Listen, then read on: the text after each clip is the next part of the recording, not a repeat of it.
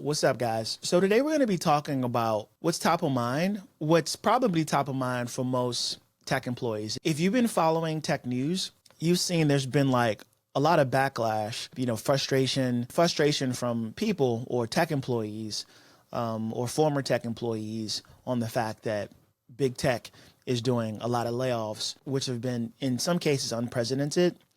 In other cases is just, another round. We're going to be watching a video and just having a discussion around the widespread tech layoffs, despite the U.S. economy being super strong. So I found this video on CNBC that kind of talks about it, and to me, it captures a lot of the key things, the key points that I wanted to cover in this video. A lot of companies have been laying off, and I know people are wondering why, right? And companies, to be more specific, companies such as Google, Facebook, Cloudflare, and a handful of other companies that we're all pretty familiar with. But with that said, right, let's dive into have a discussion on why that's happening, how that affects the industry, and now that that money is being divested, where else is that money being reinvested? What's the main focus to drive growth? And that's what we'll be discussing and taking a look at today. Let's dive into this video. I'll be adding some commentary and adding my takes to and my thought process as someone who is actually boots on the ground, right, and working in this industry every day. The tech industry is again seeing widespread layoffs after a rough 2023. LinkedIn just laid off nearly 700 employees. Qualcomm is planning to cut more than 1,200 jobs. Google, Amazon, and Snap are among the companies continuing to downsize. And the start of 2024 seems no different as layoff announcements, especially in the tech industry, continue to make headlines. Units affected, they also include hardware, engineering, ad sales. So far, last night, CEO Sundar Pichai told his workforce to expect more cuts. An Amazon spokesperson did confirm those layoffs. The head of Prime and Prime Video and MGM saying in that memo that the company is making some of the cuts to prioritize investments for the long term. Layoffs are also plaguing industries like healthcare, banking, and media. However, the tech industry is the one that's been dominating the headlines. This layoff and everything that's happened in tech, I think is pretty eye-opening. You can have your dream job, you can have it's my dream to work for Microsoft, or it's my dream to work for AWS. And you get there and you realize, okay, it's just like any other job.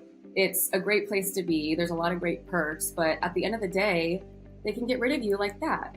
Yeah, so she makes a good point. I think her name is Brittany Peach, and she's in the news for recording her layoff, which I guess is a new trend. Last year it was come with me to watch me, eat and drink and hang out at work and watch me through my tech workday.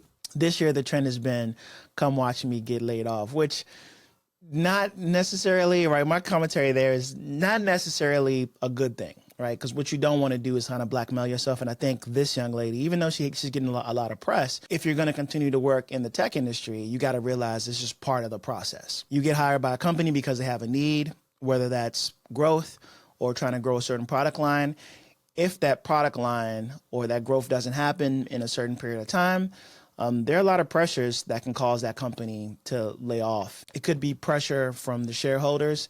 It could be taking a look at reprioritizing, what's important to grow the business in a competitive landscape.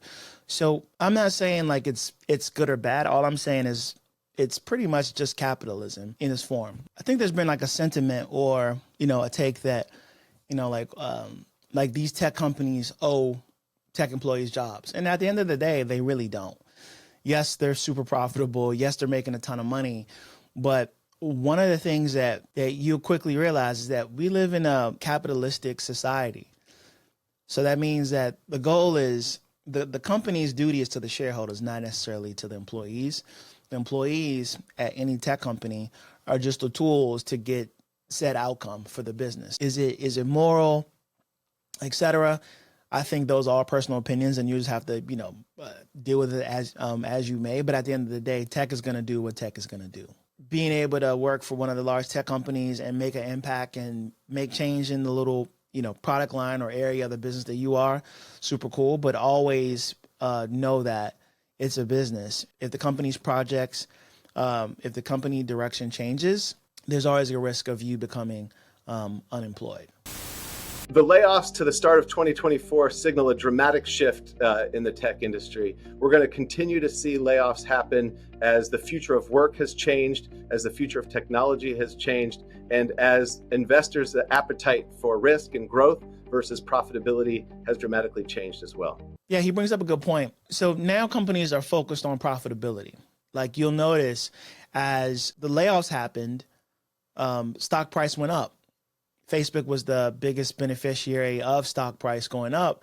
And that's just that's what the market's looking for. During the pandemic, when interest rates were super low, it was almost like borrowing like free money, right? There was all the COVID money from the government. And so it was almost like these companies were just taking an option, like, okay, I'm gonna borrow this money and see if I could make more money from it. And they did. They grew by trillions of dollars.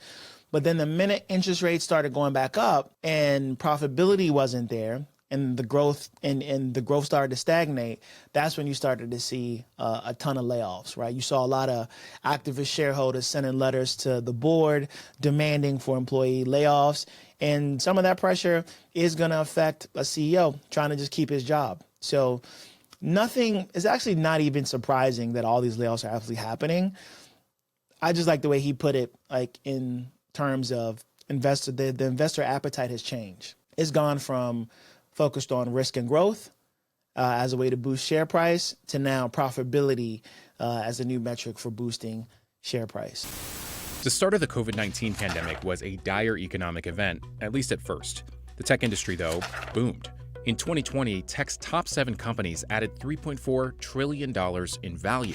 The Fed's emergency moves to bolster the pandemic-hit economy, like cutting interest rates to near zero, helped boost tech stocks. This move helped the tech industry to expand and went on a hiring spree as people were confined to home. Amazon added the most number of employees during this golden period, peaking at 1.6 million employees in 2021. If you rewind before the layoffs, all the tech companies were really putting an emphasis on growth. And so capital was really cheap, so you could get loans, you could get money, access to capital was really affordable. And then you see as interest rates went up and you start to see that growth in headcount didn't translate to growth in profitability and access to capital became quite a bit tighter. You saw many companies start to hit the panic button. And so we saw these thousands and thousands of people get laid off all at once. So yeah, he just said what I was saying a little earlier, which is there are a lot of market pressure and market forces, not just these companies making these decisions, right? Like there are people involved, there's shareholders involved, there are activist shareholders. There's the fact that there's less access to capital. There's the fact that they're competing for the same resources. And now they've transferred a lot of those investments to what shareholders want to see, which is AI. I was watching a video on Bloomberg the other day, and one of the key takeaways was every board is now asking the CEO, what's your AI strategy? At the end of the day, a ton of hiring was done. That growth didn't necessarily translate into profitability.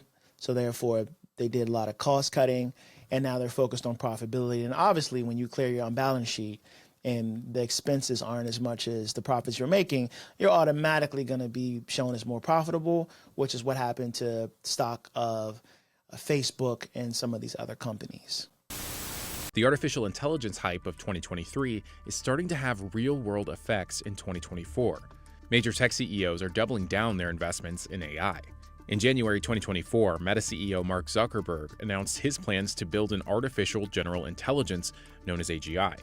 Hey everyone, today I'm bringing Meta's 2 AI research efforts closer together to support our long-term goals of building general intelligence, open sourcing it responsibly, and making it available and useful to everyone in all of our daily lives. All this investment in creating AI jobs, but at the expense of others.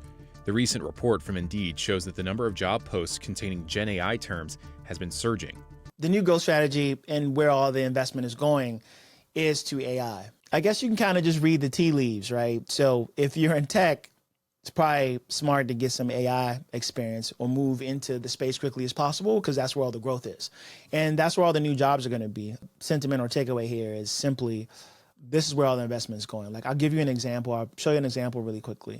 All right, so let's talk about like how all this ties in, right? So Mark Zuckerberg saying they're investing in AI, right? Here's an example of the money being spent, right? The companies are spending billions of dollars on expensive chips and supercomputers necessary to train and build AI systems. By the end of the year, Meta expects to have purchased 350,000 of these specialized chips from the chip maker NVIDIA, which costs an estimated 30,000 each. You can do the math, right? That's a lot of money. The push into generative AI has coincided with cuts elsewhere. Google's layoffs reduced the number of people working on augmented reality technology. Meta, which laid off nearly 20,000 people last year, has been cutting some of its program managers who oversee different projects and are responsible for keeping teams on schedule. Basic takeaway there is relatively straightforward, which is investment is going from leveraging employees for growth and now is focused on building out AI strategy and looking at AI business cases in order to continue on the growth path as well as maintain like profitability.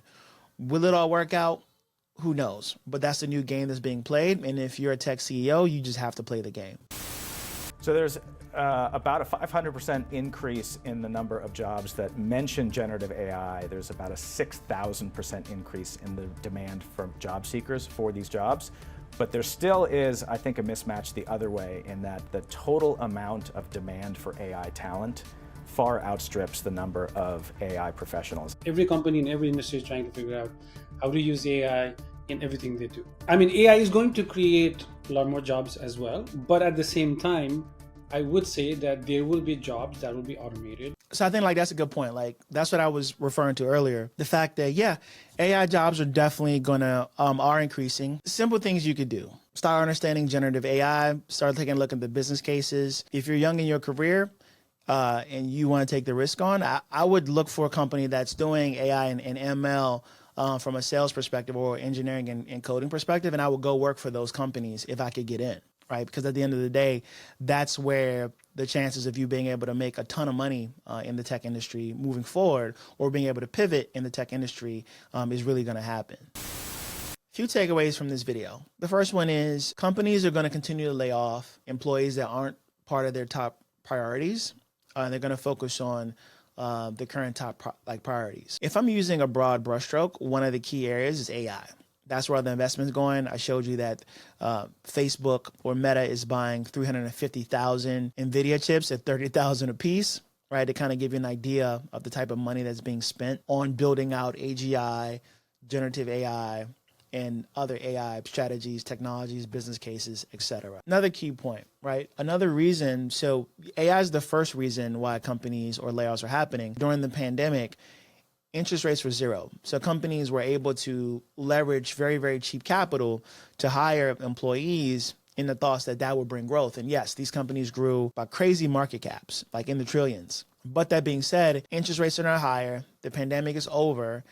And shareholders are still holding these companies accountable to figure out like how they're going to become profitable. And so therefore, layoffs will continue to happen as they take those expenses off the balance sheet in order to reprioritize investment in other areas. The third thing is companies are investing heavily in AI. So if you're able to, from a business side of the house, help flesh out business use cases, and from the technical side of the house, being able to code and build out some of these AI use cases for these companies, then you're in a position to make a ton of money. So that's where you should be looking.